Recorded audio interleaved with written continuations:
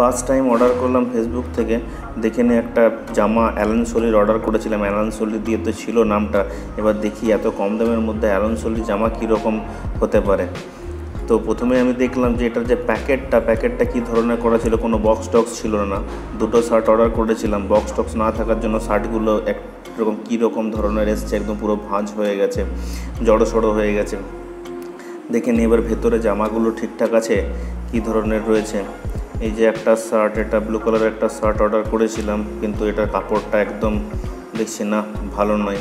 Alan সোলির logo রয়েছে, কিন্তু শার্টটা সেরকম হয়নি। আর একটা শার্ট এটা অর্ডার করেছিলাম, ওই তেরি, এটা তো অর্ডার করেছিলাম আমি ব্লু কালারের, কিন্তু এটা তো চলে এসছে ব্ল্যাক কালারের। এটারও কাপড়টা সেরকম ভালো নয়। দেখা যাক, এবার এটাকে খুলতে হবে, খুলে দেখি কীরকম কী রয়েছে। কোনো তো প্যাকিং সেরকম নেই। কোম্পানির শার্ট হলে সেটার একটা সুন্দর প্যাকিং থাকে। ফার্স্ট টাইম ফেসবুক থেকে অর্ডার করলাম। এখন তো ফেসবুকে সব থেকে খুললে পরে দেখা যাচ্ছে এই জামা কাপড় শাড়ির এই সমস্ত সেল। এটা কীরকম ধরনের, পিছন দিকে ব্যাকে কীরকম কালারটা ফেড হয়ে গেছে মনে হচ্ছে, সেই যেরকম রং চোটা জলে দাগ রাখলে সেরকম। জামাটা পুরো একদম জড়ো রয়েছে, কোয়ালিটি সেরকম ভালো নেই।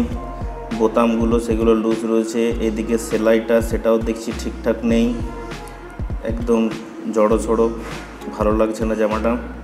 মোটামুটি জাস্ট কাজ চালানোর মতন। আরেকটা দেখি, এটা খুলে নিই, এটা খুলে দেখি এটা কীরকম ধরনের রয়েছে। এটারও দেখছি সেম, পুরো জামাটা জড়ো হয়ে গেছে, ভালোভাবে প্যাকিং করা না থাকার জন্য। এবার দেখে নিই প্রোডাক্টের প্রাইস ট্যাগটা। এখানে প্রাইস ট্যাগটা দেখছি একদম সিম্পল আছে, না কোনো সাইজ লেখা আছে, না কোথায় ম্যানুফ্যাকচার হয়েছে, manufacturing details, date of manufacture, কোনো কিছু নেই।